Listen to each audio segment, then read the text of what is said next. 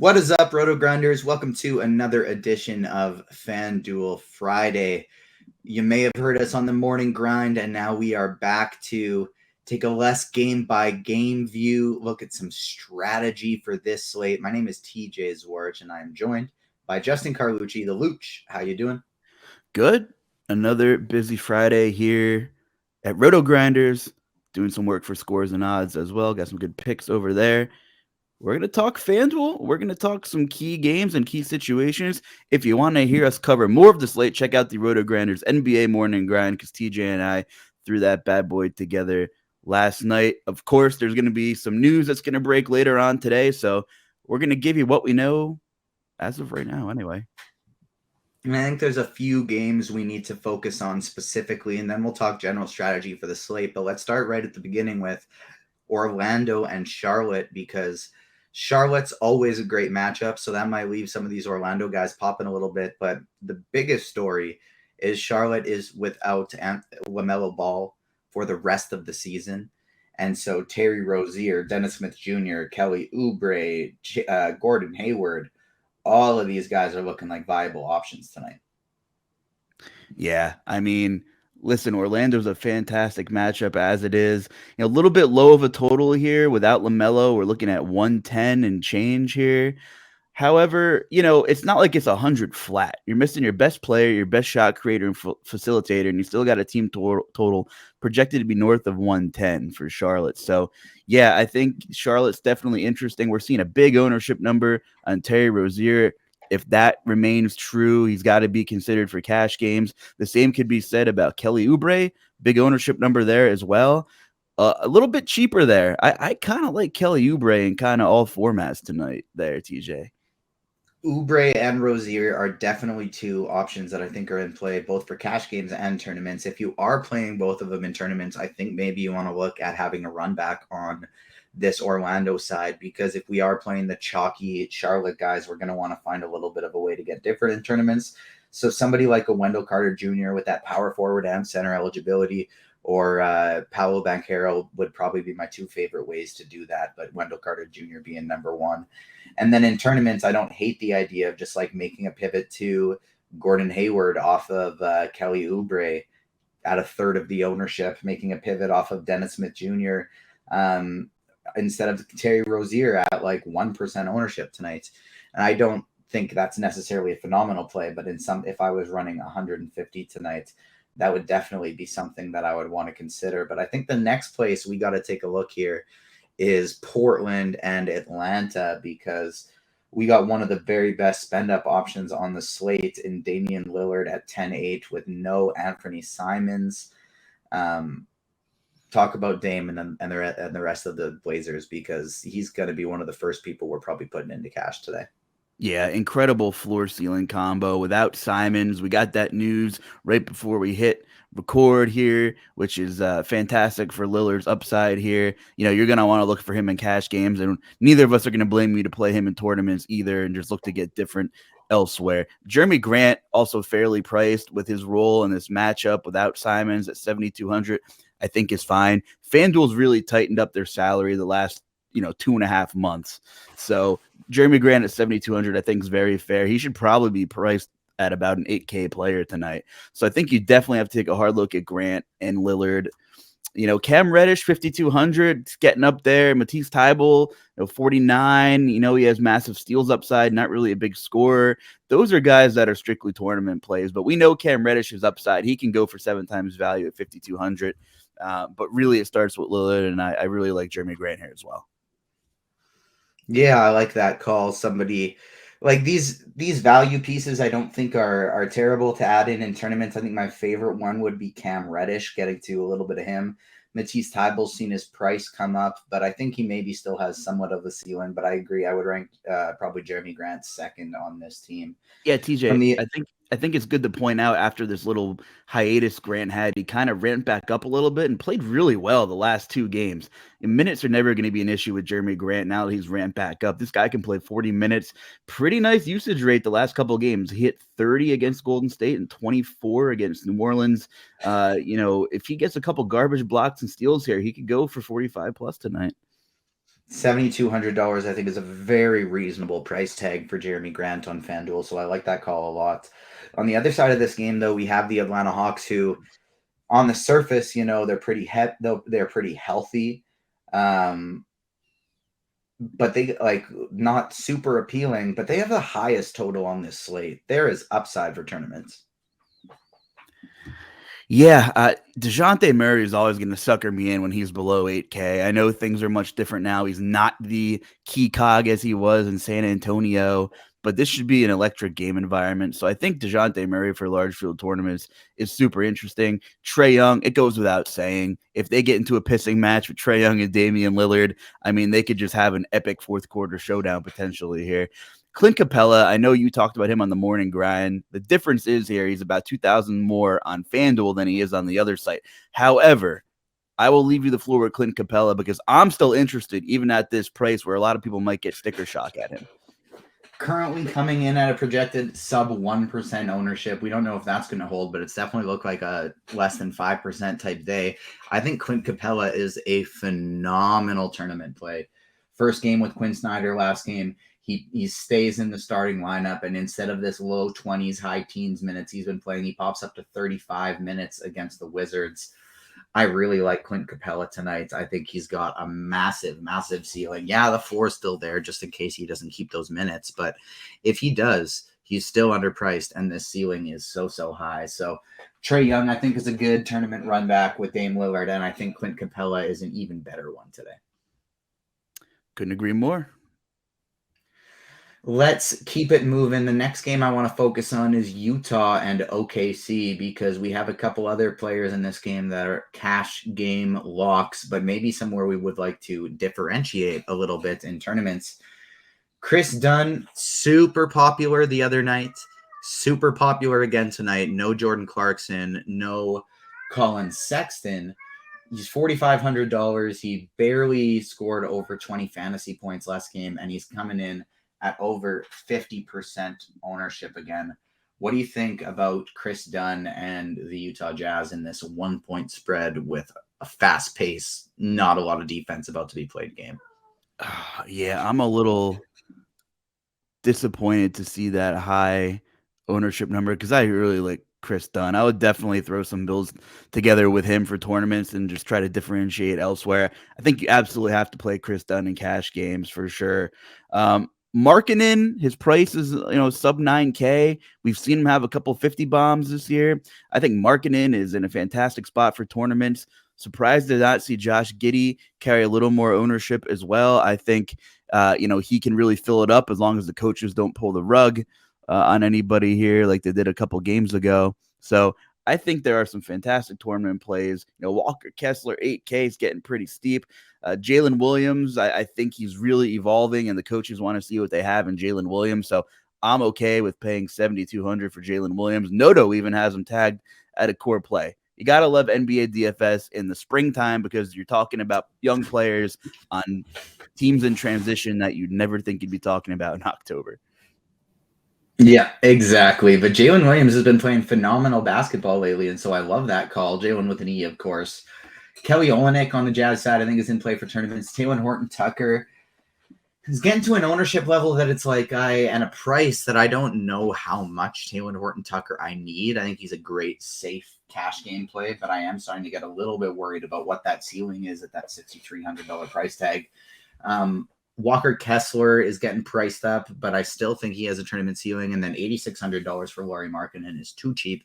I think that's somebody you're potentially looking to in cash games as well today. And if not, definitely a strong tournament play. And on the OKC side for me, it's Jalen with an E. It's Lou against Dort as a strong cash game play, but maybe a pretty strong tournament fade.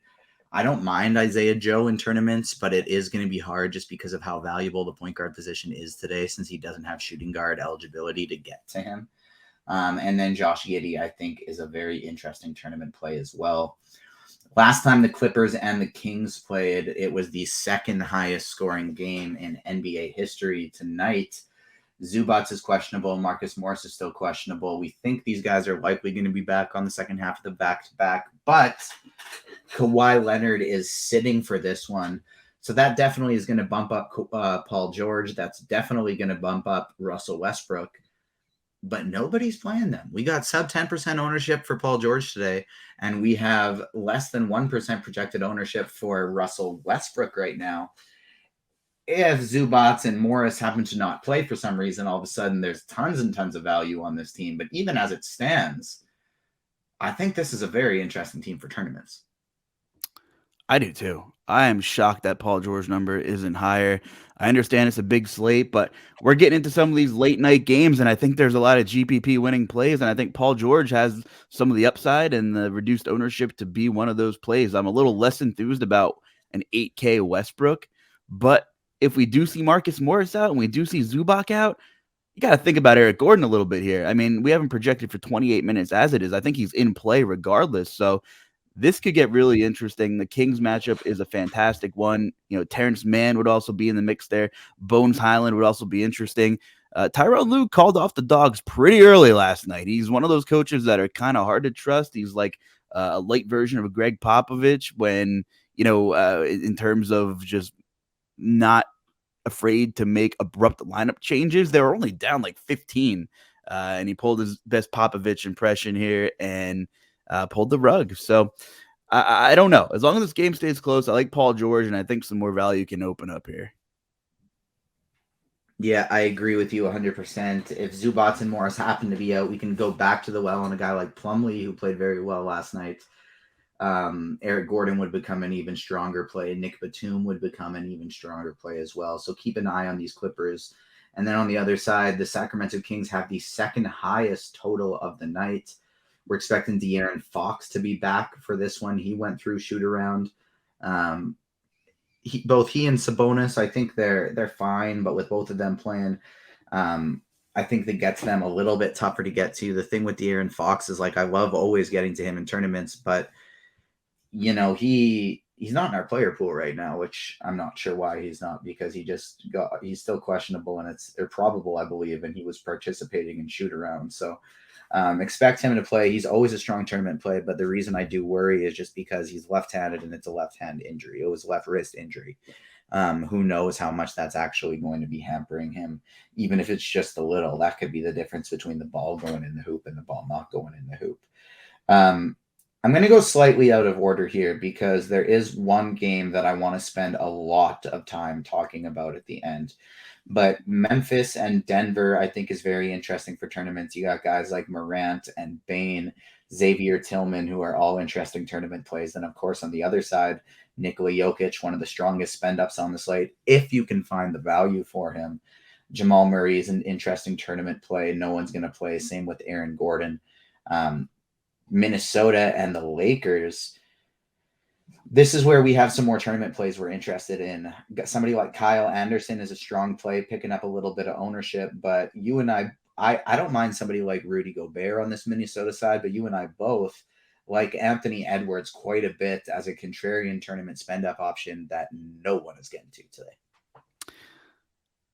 Yeah, and he has been going through a bit of a rough stretch, no doubt. But shooters keep shooting, and Anthony Edwards is definitely a shooter. We know that. His field goal attempts have been down the last couple of games.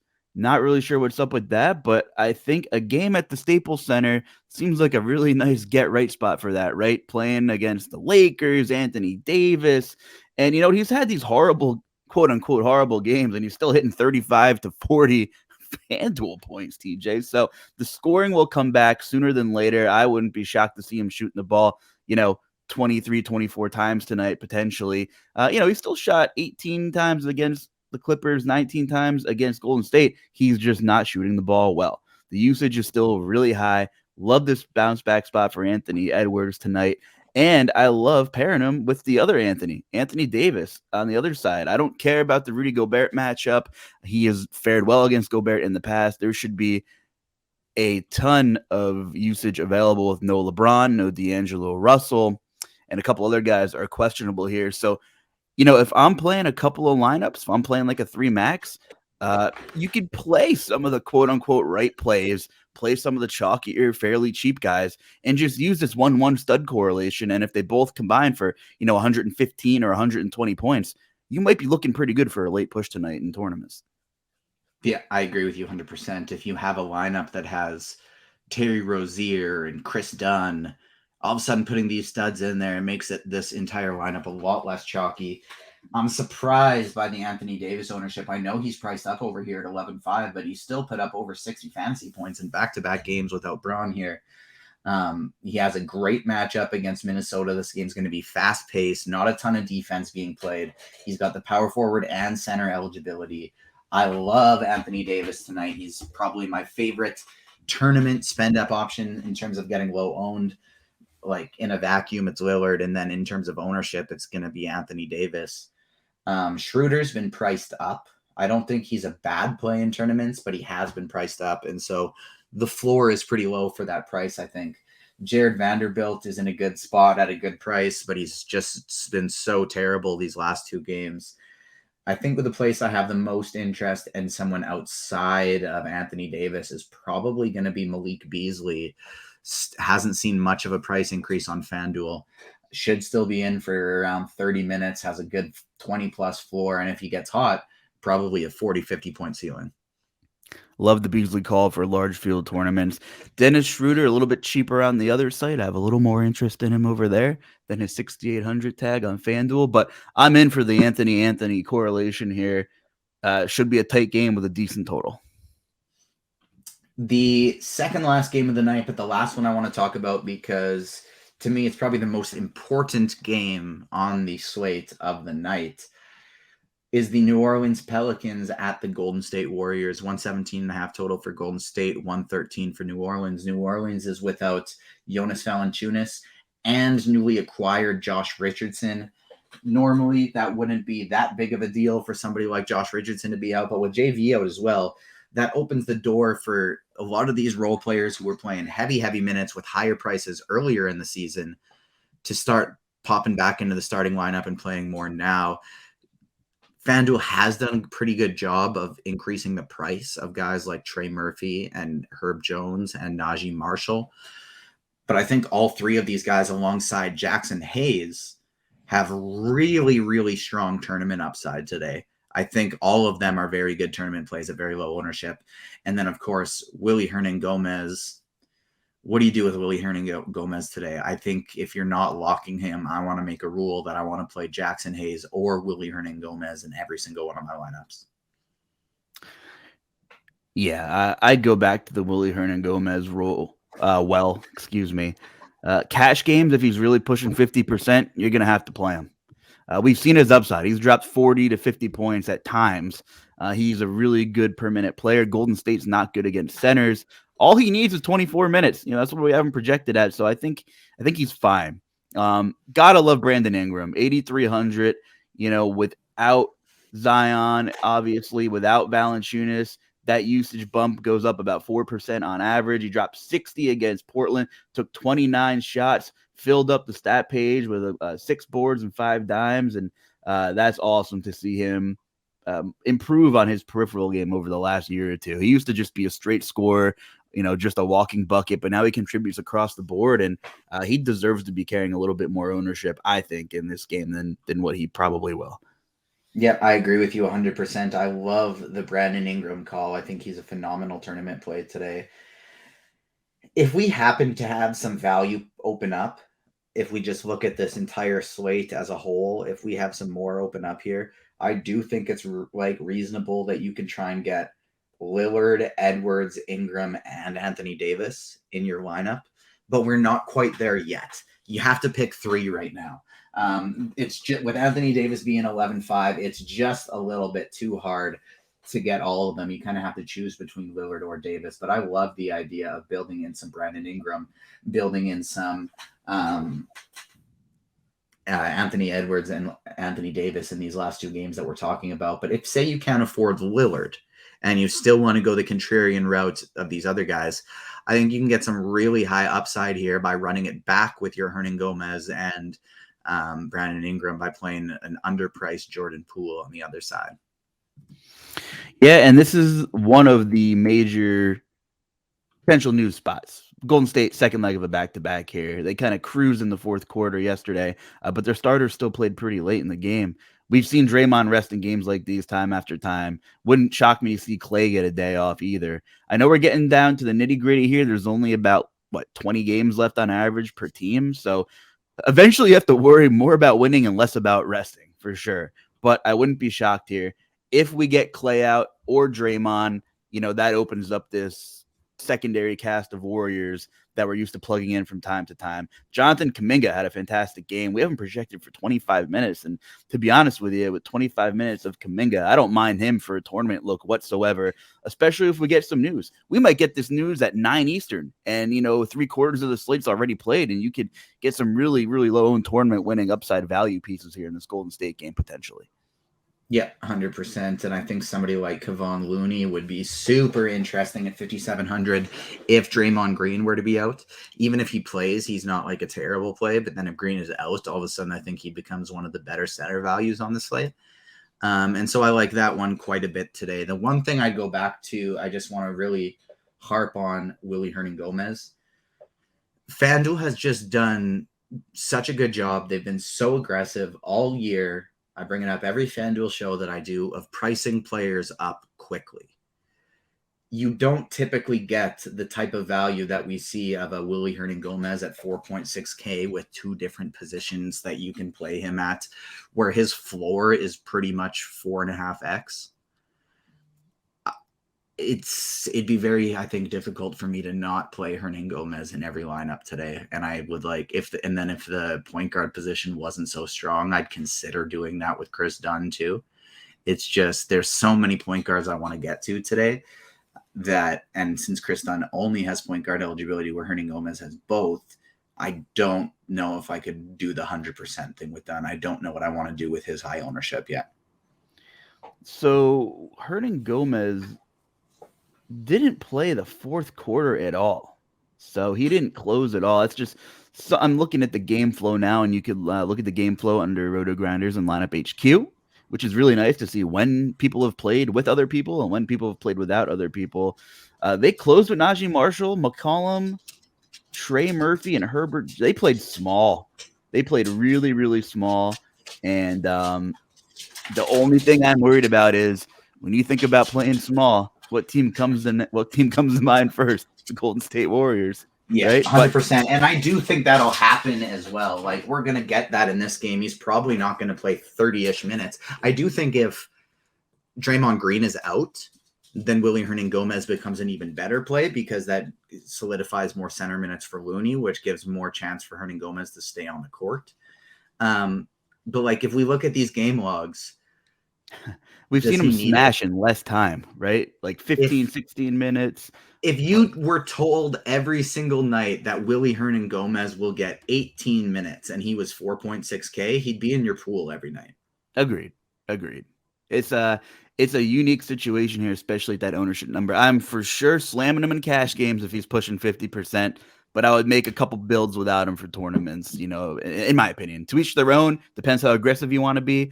We saw the 70% Jared Vanderbilt flop the other night in like an almighty spot. And if you didn't have him, you were in a pretty good spot. So I think it's fair to, still strongly be overweight on a guy like Hernangomez. But if you still leave, maybe like a third of your teams without him, you can still have a little bit of upside to win some money.